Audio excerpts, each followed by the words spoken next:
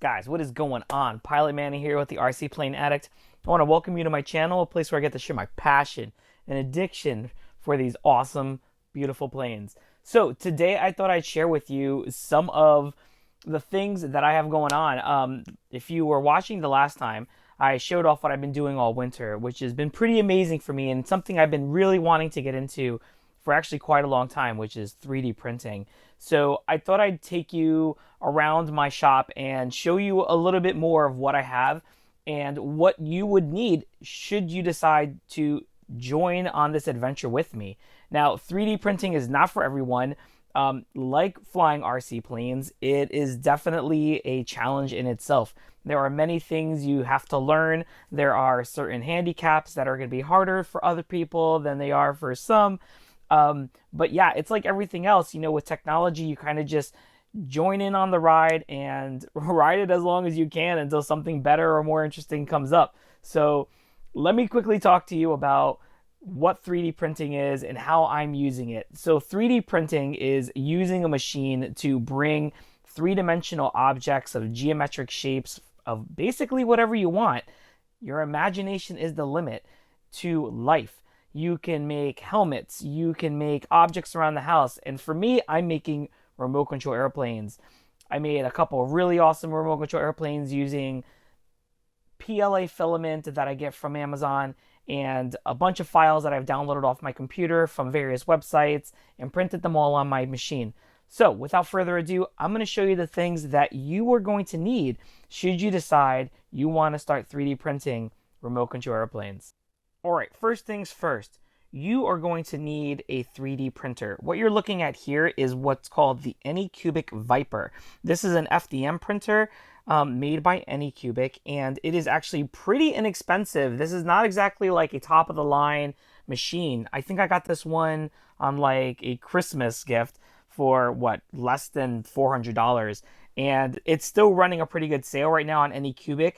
So if you are looking for a good printer, this is definitely a decent sized printer. The print bed is about 220 by 220 by 240. That's the volume size, which is pretty decent. And it's a touch screen, which makes things very easy. The ability that this machine has is quite intuitive, which means that it's very easy to use. You don't need to really worry about hard complications or things to do. You basically put in your SD card right here, you turn on your machine and you hit print, and that's really all you have to worry about. Some things I really like about this printer is that it has auto bed leveling, which is extremely important if you're going to be 3D printing. If this thing is not level, your prints will fail time and time again. With this machine, it's completely autonomous. You hit a auto level and it goes ahead and levels for you. That's really big key with any of these machines, having a level bed. The other thing I love, it has a magnetic bed. So this is a very grippy surface. I don't know if you can tell, but it's got, aside from its color, a lot of pores in it, which help it really grab the material so that you don't have to worry about it sliding around on you when this thing is printing. Also, it's a magnetic bed, so you can quickly lift it off and it breaks whatever is on top of this bed after it adheres right off, and it's cool. Also, when this thing cools down, everything that prints on here releases automatically, which is amazing to me. I really, really love that. So that is another big key. Also, some people aren't too crazy about this, but the filament spool holder is off to the side here. I find it okay. I mean, it actually hangs like off my table, so it doesn't take off any like room from my workspace. Some people have it on top of the gantry here. I'm not too crazy about that, to be honest with you. But yeah, this is a highly recommended printer. It's a little bit more expensive than the Creality 3 version 2, which is probably the most popular entry-level 3D printer out there, and it actually was one that I was looking to buy before I found out about this Anycubic Viper. And for a little bit more money, you get a lot of bells and whistles that you would end up having to invest in to upgrade your Creality Ender, just so it would have these same features. Okay, let's talk about what I got going on and what you're going to need to print with. So this is the material that I print with. It's called PLA filament. I buy Overture from Amazon. It's readily available. I usually get it next day. So that's really good and easy for me. And it's not too much. I think right now the spools are anywhere between $22 to $25 and they last a long time. One spool will probably get me one full plane. And I'm talking about the planes that I've shown you earlier in the video.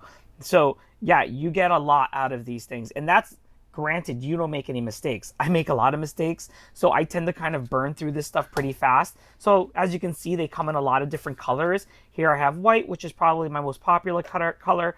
I have red as well. I've already gone through a spool of that. And then there's yellow, which I think is pretty cool. And when you print wings out of it, it looks almost like see-through. And it's really, really cool. The other thing you're going to want to invest in is really good glue. So right here, I use this super glue from Bob Industries.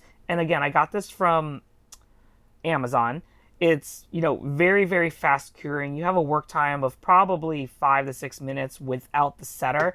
And then once you hit it with this Insta-Set, I mean, you're talking about 15 seconds and you're ready to move on to the next piece. So this is a great combination. It's not too much money. And I highly recommend you go out and get yourself some really good glue like this. Also, this Insta-Set works with all types of CA. So if you have, I don't know, Loctite, super glue, you could use it with that, or any other type of super glue you have. You can always use this Insta-Set, and it's actually a pretty decent volume of it.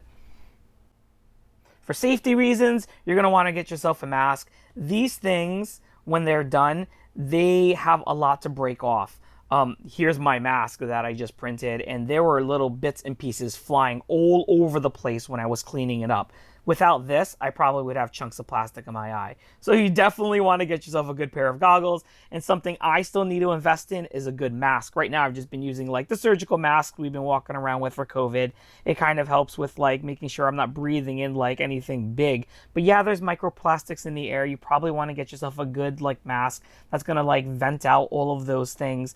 The machine itself doesn't let off any real vapors, so I'm not too worried about it. If I had a room full of these things or a farm, yeah, you would probably need something else. But right now, I'm using that. I've been getting away with it quite fine, but I definitely need to get myself a better mask. So if you look in here, this is my little toolkit of goodies. Most of these came with the Anycubic Viper, which is great. So a little plastic spatula to kind of clean things off my bed.